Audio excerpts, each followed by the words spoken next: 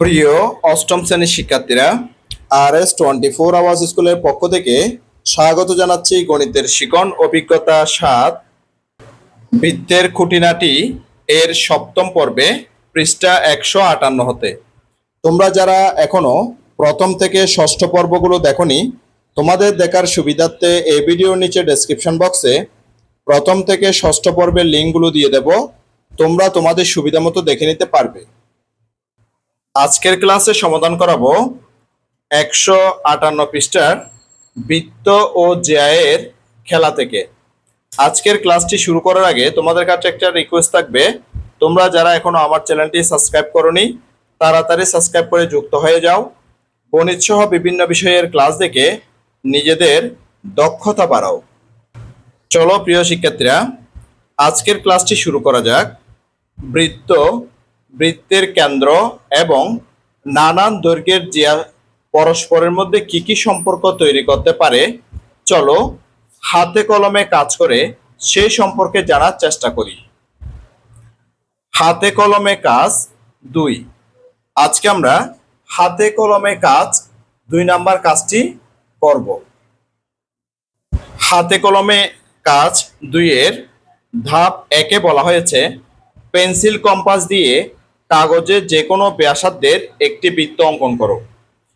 প্রিয় শিক্ষার্থীরা, এখানে যে হলদে রঙের কাগজের উপর যে একটা বৃত্ত আঁকা হয়েছে, বৃত্তের কেন্দ্রটি যে ও দ্বারা চিহ্নিত করে বৃত্তাকার ক্ষেত্রটি কেটে নাও। তাহলে প্রিয় শিক্ষার্থীরা, যে বৃত্তাকার যে ক্ষেত্র বা যে বৃত্তটা তৈরি করা হয়েছে সেটার কেন্দ্র ও ধরা হয়েছে। হ্যাঁ, এ ও ধরে সেই হলুদ কাগজের উপরে যে বৃত্তটি আঁকা হয়েছিল সে বৃত্তটা কেটে এখানে নেওয়া হয়েছে। এবার 2 নাম্বার ধাপে বলা হচ্ছে যে বৃত্তাকার ক্ষেত্রটিকে বা বৃত্তাকার ক্ষেত্রটিতে ব্যাস নয় এরূপ একটি জ্যা এবি আঁকো। দেখো প্রিয় শিক্ষার্থীরা, এই বৃত্তটার উপর এবি একটা জ্যা নেওয়া হয়েছে, যেটা কিন্তু ব্যাস নয়, অর্থাৎ যেটা যে কেন্দ্র দিয়ে বৃত্তের যে পরিধির দুইটা অংশকে স্পর্শ করে নাই, এটা কেন্দ্র ছাড়া যে পরিধির দুইটা জায়গা অর্থাৎ এ এবং বি এই দুইটা বিন্দুতে স্পর্শ করেছে, তাই এ বি এখানে একটা জ্যা নেওয়া হয়েছে। এবার ধাপ 3 বলা হচ্ছে যে বৃত্তাকার ক্ষেত্রটিকে এমনভাবে ভাঁজ করো যেন ভাঁজটি ও বিন্দু দিয়ে যায়। অর্থাৎ যে বৃত্তাকার যে অংশটা এখানে হলুদ যে বৃত্তাকার অংশটি নেওয়া হয়েছে বা বৃত্তক্ষেত্রটি নেওয়া হয়েছে, তখন এই বৃত্তটাকে বলা হচ্ছে কি যে ভাঁজ করার জন্য। ভাঁজটা এমনভাবে করতে হবে যাতে করে ভাঁজটি যে মূল বিন্দু 0 দিয়ে যায়। তাহলে প্রিয় শিক্ষার্থীরা, এই বৃত্তটাকে এইভাবে ভাঁজ করতে হবে। দেখো প্রিয় শিক্ষার্থীরা, আমি এই বৃত্তটার মতো করে একটা বৃত্ত এভাবে কেটে নিয়েছি, যেটার মধ্যবিন্দু আমি 0 ধরেছি। এবার বলছে কি যে এই এ বি একটি জ্যা আমি এখানে অঙ্কন করেছি। তাহলে এই বৃত্তটাকে আমি এইভাবে ভাঁজ করব, অর্থাৎ যে আমরা যে কেন্দ্র অর্থাৎ যে ও দিয়ে কেন্দ্র নির্ধারণ করেছি, এই কেন্দ্র বরাবর এটাকে ভাঁজ করব।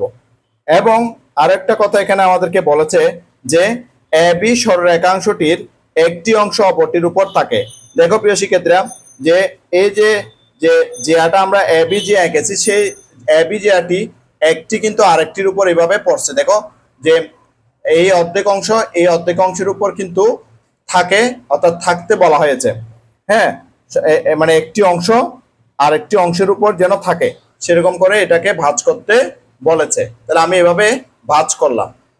এবার ভাঁজ করার পর কি বলছে দেখো প্রিয় শিক্ষার্থীরা, 4 নাম্বার ধাপের মধ্যে 4 নাম্বার ধাপে বলা হচ্ছে যে ভাঁজটি এ বি সরলরেখাংশকে যে বিন্দুতে ছেদ করে তার একটি নাম এম দাও এবং ও এম যোগ করো। যেমন প্রিয় শিক্ষার্থীরা, এই বৃত্তটাকে যখন ভাঁজ করা হয়েছে, ভাঁজ বরাবর যে এ বি রেখার উপর যে যে জায়গার মধ্যে ভাঁজটা হয়েছে, অর্থাৎ যে এবি রেখাংশের যে বিন্দুতে ছেদ করে, হ্যাঁ, তার একটি নাম এম দিতে বলা হয়েছে এবং ও এম যোগ করতে বলা হয়েছে। দেখো প্রিয় শিক্ষার্থীরা, আমি যে বৃত্তটি এঁকেছিলাম সেই বৃত্তটির এই জায়গায় কিন্তু যে এবি রেখাংশটি ভাগ হয়েছে, এই জায়গায় ভাগ হয়েছে। এখন এরা বলতেছে কি, এই যে যে জায়গায় ভাগ হয়েছে সেই জায়গার মধ্যে যে এম বিন্দুটা দিতে, কি দিতে বলা হচ্ছে প্রিয় শিক্ষার্থীরা? এম বিন্দুটা দিতে বলা হচ্ছে। এবার বলছে যে ও এম যোগ করার জন্য। এবার ও এম আমরা স্কেল বসিয়ে যোগ করতেছি প্রিয় শিক্ষার্থীরা। দেখো আমি তোমাদেরকে দেখাচ্ছি, এটা এই যে ও এম, এই যে ও হচ্ছে যেখানে, এম হচ্ছে এখানে, ও এম যোগ করতেছি, এই ও এমটা যোগ করলাম, ও এমটা আমি যোগ করলাম। এবার 5 নাম্বার ধাপে কি বলছে দেখো, 5 নাম্বার ধাপে বলছে চাঁদার সাহায্যে এ এম ও, অর্থাৎ এ এম ও এই কোণটার কথা বলা হচ্ছে, যে এ এম ও কোণ ও বি এম ও কোণ মেপে দেখো, অর্থাৎ বি এম ও অর্থাৎ এই কোণটা মেপে দেখতে বলা হচ্ছে। দেখো প্রিয় শিক্ষার্থীরা, আমি চাঁদার সাহায্যে এই দুইটা কোণ মেপে দেখতেছি। দেখো প্রথমে আমি এ এম ও এই কোণটা মেপে দেখলাম, দেখতেছি এই পাশে কোণটার পরিমাণ হচ্ছে যে 90 ডিগ্রি, অর্থাৎ এক সমকোণ। ঠিক একইভাবে এই পাশে যে বি এম ও এই কোণটা, এই কোণটাও দেখতেছি আমরা 90 ডিগ্রি, অর্থাৎ দুই পাশে যে দুইটা কোণ, সেই দুইটা কোণের পরিমাণ হচ্ছে প্রত্যেকটা 90 ডিগ্রি করে, অর্থাৎ প্রত্যেকটা এক সমকোণ করে। ঠিক একইভাবে যে বৃত্তটা আমি কেটে নিয়েছি প্রিয় শিক্ষার্থীরা, সেই বৃত্তটাও মেপে দেখতেছি। দেখো তোমরা একটু ভালো করে দেখো, এটা আমি মেপে দেখতেছি, যে মেপে দেখে পাচ্ছি কিন্তু যে এখানে এ এম ও এই কোণটাও কিন্তু 90 ডিগ্রি, এবং এখানে বি এম ও এই কোণটার পরিমাণও 90 ডিগ্রি, অর্থাৎ এখানে যে দুইটা কোণ উৎপন্ন হয়েছে, অর্থাৎ এই যে এম বিন্দুতে দুইটা কোণ উৎপন্ন হয়েছে, একটা হচ্ছে যে এ এম ও আর একটা হচ্ছে যে বি এম ও, এই দুইটা কোণ প্রত্যেকে কিন্তু 90 ডিগ্রি বা এক সমকোণ, প্রত্যেকটা কি 90 ডিগ্রি বা এক সমকোণ। তাহলে আমরা মেপে দেখলাম, তারা আমাদেরকে বলতেছে কি মনে হচ্ছে, তাহলে আমরা তো মেপে দেখলাম, তারা আমাদেরকে প্রশ্ন করছে কি মনে হচ্ছে, তাহলে ম্যাপে কিন্তু আমরা একটা পরিমাণ পেয়েছি। কোন দুটির পরিমাণ কি সমান? হ্যাঁ, আমরা দেখেছি প্রিয় শিক্ষার্থীরা যে প্রত্যেকটা কোণ 90 ডিগ্রি করে, অর্থাৎ দুইটা কোণ আছে, প্রত্যেকটা কোণ 90 ডিগ্রি, অর্থাৎ কোণ দুটি পরস্পর সমান। তারা আমাদেরকে আরো একটা প্রশ্ন করছে, কোণ দুটির পরিমাপ কি 90 ডিগ্রি? হ্যাঁ, কোণ দুটির প্রত্যেকটির পরিমাণ হচ্ছে যে 90 ডিগ্রি করে, অর্থাৎ A M O equal to B M O equal to এক সমকোণ আমাদেরকে প্রশ্ন করছে।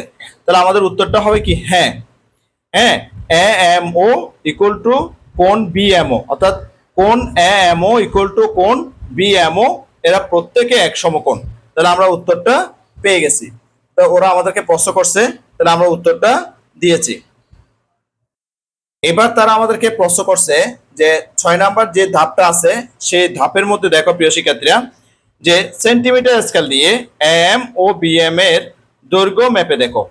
তাহলে আমরা যে এম এবং বিএম, হ্যাঁ, অর্থাৎ এই এম এবং বিএম এর দৈর্ঘ্য মেপে দেখবো কোন স্কেল দিয়ে প্রিয় শিক্ষার্থীরা? সেন্টিমিটার স্কেল দিয়ে। আমি তোমাদেরকে মেপে দেখাচ্ছি। এটা হচ্ছে একটা সেন্টিমিটার স্কেল। দেখো প্রিয় শিক্ষার্থীরা, এখানে সিএম লেখা আছে, অর্থাৎ সিএম মানে হচ্ছে যে সেন্টিমিটার। সিএম মানে কি প্রিয় শিক্ষার্থীরা? সেন্টিমিটার, অর্থাৎ সেন্টিমিটারকে সংক্ষেপে সিএম দিয়ে লেখা হয়েছে। তাহলে আমরা মেপে দেখতেছি যে এখানে যে এ এম যে রেখাংশটি আছে, হ্যাঁ, সেই রেখাংশটির পরিমাণ হচ্ছে যে 0 থেকে 1, অর্থাৎ যে 1 সেন্টিমিটার, সেটা কি 1 সেন্টিমিটার। এবার যে এখানে যে বিএম রয়েছে সেই বিএমটা মেপে দেখতেছি, সেখানেও যে 1 থেকে 2 পর্যন্ত, অর্থাৎ 1 সেন্টিমিটার। তাহলে আমরা দেখতে পাচ্ছি এটার পরিমাপ হচ্ছে 1 সেন্টিমিটার।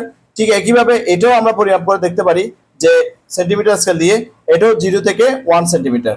তাহলে আমরা দেখতে পেলাম যে এখানে যে এ বি, হ্যাঁ, এই যে রেখাংশটি রয়েছে সেটাতে যখন আমরা ও এম যে একটা লম্ব এঁকেছি, লম্ব আঁকার পরে এখানে এম এর পরিমাণ হচ্ছে যে 1 সেন্টিমিটার, ঠিক একইভাবে বিএম এর পরিমাণ হচ্ছে যে 1 সেন্টিমিটার।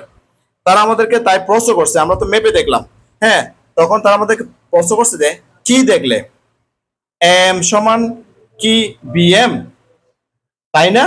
অর্থাৎ তারা আমাদেরকে এম ইকুয়াল টু বিএম এটা পেয়েছি কিনা সেটা আমাদেরকে তারা প্রশ্ন করছে, তাই কিনা প্রশ্ন করছে। এর উত্তরটা হবে প্রিয় শিক্ষার্থীরা হ্যাঁ। আমরা এখানে দেখতে পেলাম এম হচ্ছে যে 1 সেন্টিমিটার আর বিএম হচ্ছে যে 1 সেন্টিমিটার, তাহলে এম ইকুয়াল টু বিএম, তাহলে আমাদের উত্তরটা হবে হ্যাঁ।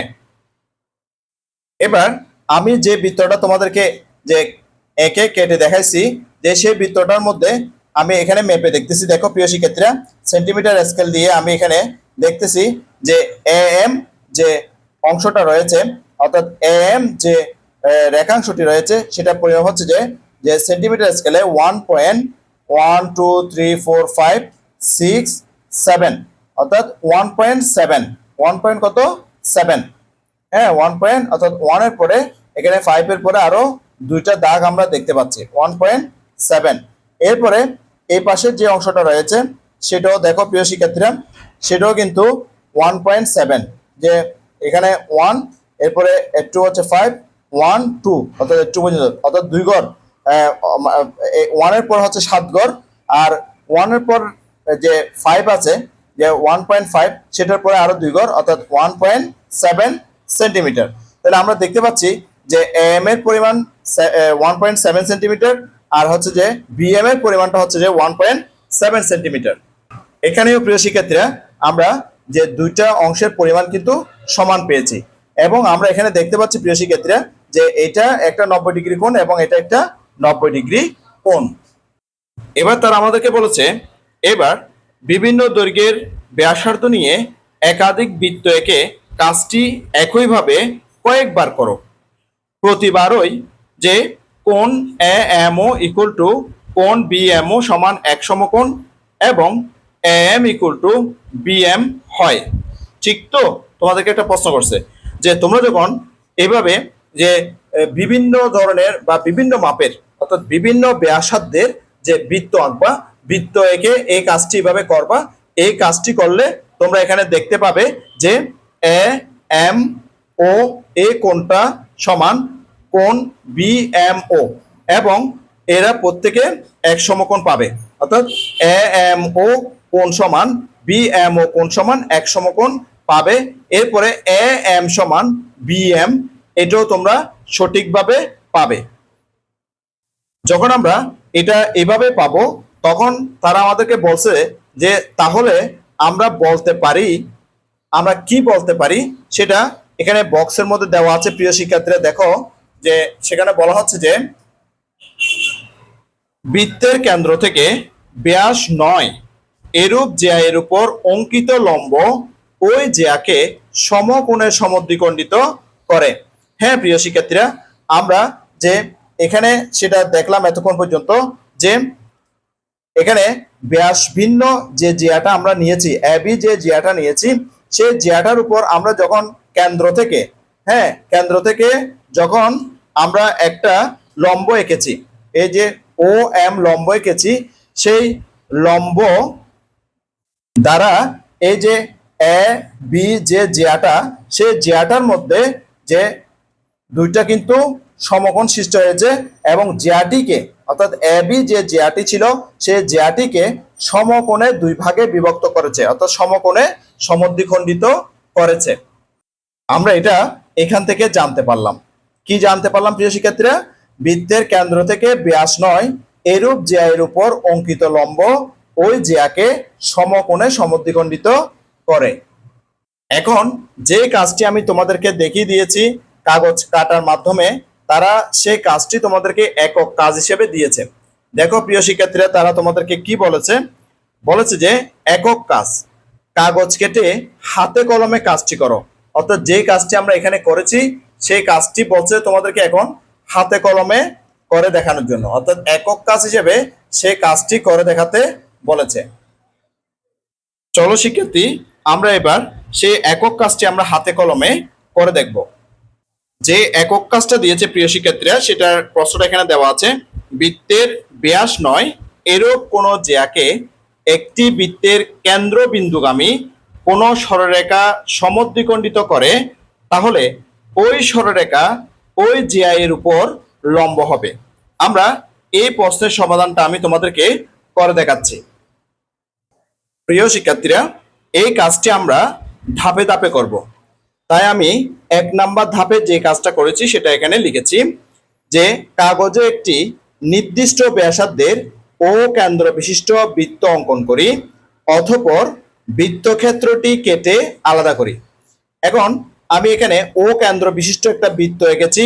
এই বৃত্তটিকে আমি কাঁচির মাধ্যমে কেটে এখন আলাদা করব। হ্যাঁ, এই বৃত্তটাকে আমি কাঁচির মাধ্যমে কেটে এখন আলাদা করব। দেখো এবার প্রিয় শিক্ষার্থীরা, আমি বৃত্তটিকে কেটে কিন্তু অর্থাৎ কাঁচির মাধ্যমে কেটে কিন্তু আলাদা করে নিয়েছি। এবার আমরা ধাপ 2 এর কাজ করব। ধাপ 2তে আমরা করব যে কোনো জ্যা এবি অঙ্কন করব। অর্থাৎ এখানে একটা যে ব্যাসও ভিন্ন, অর্থাৎ ব্যাস নয় এরকম একটা জ্যা অঙ্কন করব, যেটার নাম দেব এবি, এবং এর মধ্যবিন্দু চিহ্নিত করব।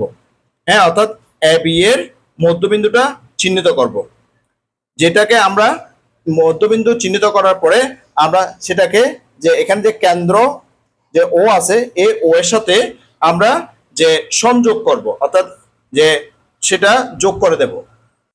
আমি এখন ধাপ 2 এর কাজটা তোমাদেরকে লিখে দেখাচ্ছি। এবার ধাপ 2 দেখো প্রিয় শিক্ষার্থীরা, বৃত্তাকার ক্ষেত্রটিতে ব্যাস নয় এমন একটি জ্যা এবি অঙ্কন করি। এখানে যে একটা জ্যা অঙ্কন করলাম, এটার নাম দিলাম এ এবং বি। এই জ্যাটার নাম কি দিয়েছি? এ বি, যেটা কিন্তু ব্যাস নয়, অর্থাৎ যে কেন্দ্র দিয়ে যায়নি, কেন্দ্র বহির্ভূত ভাবে গিয়েছে। কেন্দ্র বহির্ভূত ভাবে যে পরিধির 2টা বিন্দুতে স্পর্শ করেছে। এবার যে বৃত্তাকার ক্ষেত্রটিকে ও বিন্দু দিয়ে ভাঁজ করে এ বি এর মধ্যবিন্দু এন দ্বারা চিহ্নিত করি। এবার এই বৃত্তটাকে যে এখানে যে মধ্যবিন্দু ও আছে, এই ও দ্বারা আমরা কিন্তু ভাঁজ করব। হ্যাঁ, ও এর মাধ্যমে ভাঁজ করব। দেখো এটা ও ও এর মাধ্যমে কিন্তু আমরা ভাঁজটা করতেছি। হ্যাঁ, এবং সে ভাঁজটা যখন আমরা করলাম, যে ও এর যে অংশটা দেখো এখানে কালো করে দেখা যাচ্ছে, কিন্তু যে মধ্যবিন্দু বরাবর আমরা ভাঁজটা করলাম। হ্যাঁ, এবার এই ভাঁজের মাধ্যমে এবি যে জ্যাটা অঙ্কন করেছিলাম আমরা, সেই এবি জ্যা এর মধ্যবিন্দু নির্ণয় করতেছি। অর্থাৎ যে এবি জ্যাকে 2টা অংশে ভাগ করে নিয়েছি, সেটার নাম দিয়েছি এন। সেটার নাম কি দিয়েছি প্রিয় শিক্ষার্থীরা? এন। তাহলে এ বি কে এন বিন্দুতে আমরা 2 ভাগে ভাগ করে নিলাম। হ্যাঁ, অর্থাৎ এ বি কে আমরা সমান 2 ভাগে ভাগ করে দিলাম, যেটা এন দ্বারা চিহ্নিত করলাম। এরপরে প্রিয় শিক্ষার্থীরা লিখলাম, দেখো এবার ও এন যোগ করি। স্কেলের মাধ্যমে এই যে ও মধ্যবিন্দু এবং এন যে এ বি কে যেটা দ্বারা ভাগ করছি, সেটাতে যে আমরা এবার ও এন যোগ করলাম। দেখো প্রিয় শিক্ষার্থীরা, ও এন যোগ করলাম। এবার 4 নাম্বার ধাপ দেখো প্রিয় শিক্ষার্থীরা, যে ধাপ 4, এবার চাঁদার সাহায্যে মাপবো। দেখো আমি চাঁদার সাহায্যে এখানে মাপতেছি, যে প্রথমে এ এন ও এ কোণটা মেপে দেখতেছি, সাথে সাথে পাশের যে কোণটা আছে বি এন ও, হ্যাঁ, এই কোণটাও মেপে দেখতেছি। দেখো প্রিয় শিক্ষার্থীরা, যে এ এন ও এই কোণটা আমরা পেয়েছি 90 ডিগ্রি, এবং বি এন ও এই কোণটাও পেয়েছি 90 ডিগ্রি। অর্থাৎ যে এই কোণ দুটি কিন্তু যে প্রত্যেকে কিন্তু সমান, আমরা সেটা কিন্তু এখানে দেখতে পাচ্ছি, যে প্রত্যেকে কিন্তু সমান 90 ডিগ্রি করে করে। হ্যাঁ, প্রত্যেকটা কোণ 90 ডিগ্রি, অর্থাৎ 90 ডিগ্রি কোণকে কি কোণ বলে? এক সমকোণ বলে। তাই আমি এখানে ধাপ 4-এর মধ্যে লিখেছি যে চাঁদার সাহায্যে মেপে কোণ ANO ইকুয়াল টু কোণ BNO সমান 90 ডিগ্রি বা এক সমকোণ। অর্থাৎ ON যে লম্ব AB, এখানে ON কিন্তু AB এর উপর লম্ব হয়েছে। হ্যাঁ, তাহলে যেহেতু লম্ব হয়েছে তাহলে আমরা কি লিখতে পারি প্রিয় শিক্ষার্থীরা? তাহলে আমরা লিখতে পারি যে সুতরাং ব্যাস নয় এরূপ কোনো জ্যাকে যদি বৃত্তের কেন্দ্রবিন্দুগামী কোনো সরলরেখা সমদ্বিখণ্ডিত করে তাহলে ওই সরলরেখা জ্যা এর উপর লম্ব হবে। অর্থাৎ আমরা বুঝতে পারলাম যে ব্যাস নয় এরূপ কোনো জ্যাকে যদি যে বৃত্তের কেন্দ্র থেকে কেন্দ্র থেকে কোনো সরলরেখা এসে যদি সমদ্বিখণ্ডিত করে ফেলে, যেমন আমরা এখানে দেখতে পাচ্ছি যে এখানে কেন্দ্র থেকে যে রেখাটি এসেছে সেটা এন বিন্দুতে এই জ্যা এবি কে কিন্তু সমদ্বিখণ্ডিত করেছে এন বিন্দুতে। এন বিন্দুতে সমদ্বিখণ্ডিত করেছে। যখন সমদ্বিখণ্ডিত করে তাহলে আমরা বলতে পারবো যে ওই সরলরেখা জ্যা এর উপর লম্ব। ওই যে সরলরেখাটা আসছে এখানে সেটা এই যে এবি জ্যা, এই এবি জ্যা এর উপর সেটা লম্ব, সেটাই আমি এখানে লিখেছি প্রিয় শিক্ষার্থীরা। আশা করছি এই একক কাজটির সমাধান তোমরা খুব ভালো মতো বুঝতে পেরেছো। যেহেতু তোমরা খুব ভালো মতো বুঝতে পেরেছো তাই আজকের ক্লাসটি তোমাদের কাছে অনেক অনেক চমৎকার লেগেছে। তাহলে আজকের ক্লাসটি এই পর্যন্ত। আগামী ক্লাসে 159 পৃষ্ঠার হাতে কলমে কাজ 3 থেকে শুরু করব। গণিতের শিখন অভিজ্ঞতা 7 বৃত্তের খুঁটিনাটি এর 8ম পর্বটি দেখার আমন্ত্রণ জানাচ্ছি। সাথে সাথে গণিতের অন্যান্য ক্লাসগুলো দেখারও অনুরোধ জানাচ্ছি এবং গণিত ছাড়াও বিভিন্ন বিষয়ের ক্লাসগুলো দেখারও অনুরোধ জানাচ্ছি। ইতিমধ্যে তোমরা যারা আমার চ্যানেলটি সাবস্ক্রাইব করে আমার ক্লাসগুলো নিয়মিত দেখতেছো, তোমাদেরকে আমার অন্তরের অন্তঃস্থল থেকে অসংখ্য অসংখ্য ধন্যবাদ। আর যারা সবেমাত্র আজকে প্রথমবার আমার ক্লাসটি দেখলা, তোমাদের প্রতি অনুরোধ রইল তোমরা আমার চ্যানেলটি সাবস্ক্রাইব করে পাশের নোটিফিকেশন অল করে বেল বাটনটিকে বাজিয়ে দাও। আর তোমার বন্ধুদের সাথে ও আত্মীয় স্বজনের সাথে ক্লাসগুলো বেশি বেশি শেয়ার করো, যাতে করে তারাও তোমার মতো দেখে উপকৃত হয়। গণিতের শিখন অভিজ্ঞতা 7 বৃত্তের খুঁটিনাটি এর 8ম পর্বটি দেখার আমন্ত্রণ জানিয়ে আজকের ক্লাসটি থেকে এখানেই বিদায় নিচ্ছি। সবাই ভালো থাকবা, সুস্থ থাকবা, অবশ্যই নিরাপদে থাকবা। সবাইকে ধন্যবাদ।